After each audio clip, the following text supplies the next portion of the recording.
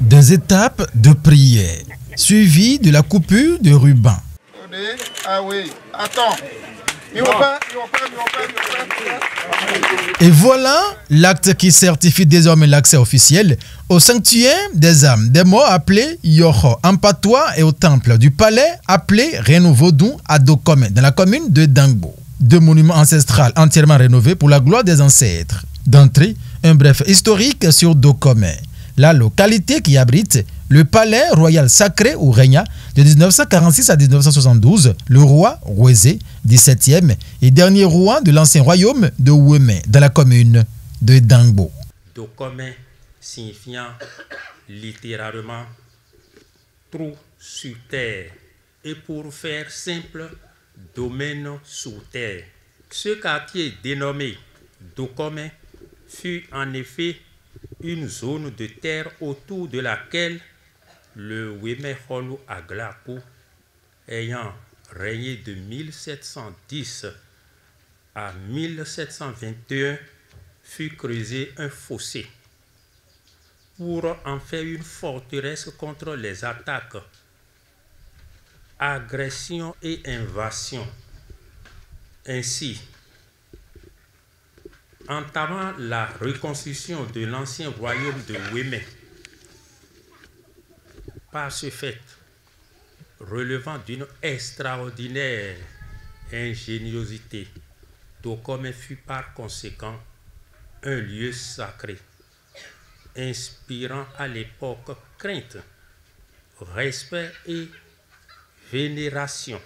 Et c'est la raison qui explique l'importance qui doit être accordée à Dokome qui reste et demeure un véritable symbole. Ce symbole est d'autant plus important que ce palais royal qui est installé par le roi Aglaku dans ce quartier Dokome est fortement sacré du fait que le Yoho, sanctuaire des âmes des morts, est dépositaire des assanis de plusieurs de nos illustres ancêtres, notamment celui du roi Yahassa Polu, le redoutable et intrépide fils de l'ancien Togo Honso, qui, pendant les guerres qu'il livra sans merci sous les plateaux d'Abomey au Guédévi,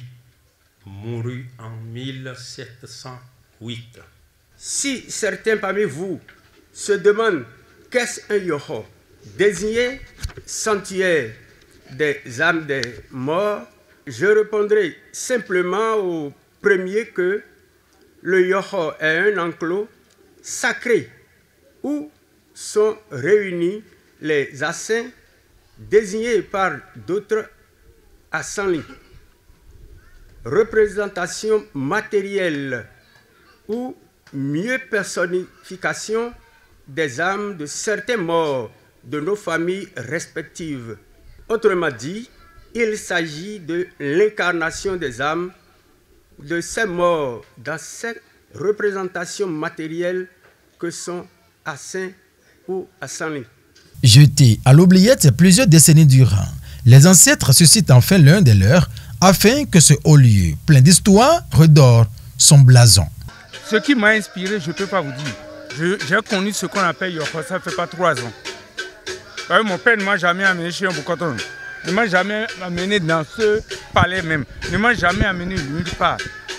Mais j'ai adhéré au forum de la dynastie Ayédé quand, au cours d'une réunion, on parlait de Yoho. Si vous entrez là-dedans, vous allez voir qu'il y avait l'ancien Yoho qui était complètement en terre de bas, qui se détruisait. J'ai dit de refaire un truc autour qu'on a fait, on a dallé. Qu'est-ce qui m'a suscité? La seule chose que je peux vous dire, dans un sommeil, mon père m'a dit, aide la grande famille. C'est ce que j'aurais dû faire si je vivais. Et c'est pour ça. À Dokome, ce samedi 30 novembre 2024, à l'occasion de l'inauguration de ces deux monuments historiques, plusieurs personnalités, hauts dignitaires des cultes endogènes ont honoré de leur présence. Moi qui suis ici, je n'ai pas été éduqué comme ça. On ne m'a pas raconté l'histoire. Ça veut dire quoi? Ça veut dire que si je n'étais pas venu aujourd'hui, peut-être que je ne saurais même pas la définition de certains concepts que j'entends ici.